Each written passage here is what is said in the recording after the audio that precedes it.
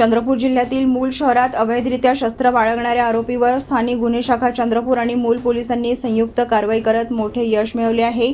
गुप्त माहितीच्या आधारे करण्यात आलेल्या छापेमारीत आरोपी संजू सिंग संतोष सिंग पटवा वय 24 राहणार ताडाळा रोड मूल यांच्या घरातून विनापरवाना ठेवलेल्या 2 गावठी व बनावटीच्या भरमार बंदुका जप्त करण्यात आल्या।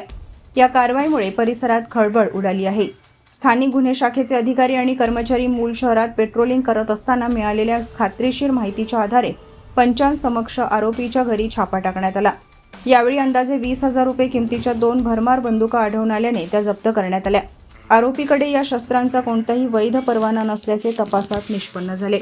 या प्रकरणी आरोपी विरुद्ध मूल पोलीस ठाण्यात भारतीय शस्त्र अधिनियम 1959च्या कलम 3 आणि 25 अन्वये गुन्हा दाखल करण्यात आला असून पुढील तपास सुरू आहे।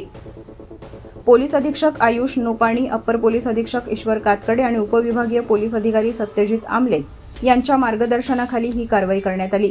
स्थानिक गुन्हे शाखेचे पोलीस निरीक्षक अमोल काचोरे आणि मूलचे पोलीस निरीक्षक विजय राठोड यांच्या नेतृत्वाखालील पथकाने ही यशस्वी कारवाई पार पाडली। अवैध शस्त्रांविरोधातील या कारवाईमुळे गुन्हेगारी प्रवृत्तीच्या व्यक्तींमध्ये पोलिसांचा धाक निर्माण झाला आहे।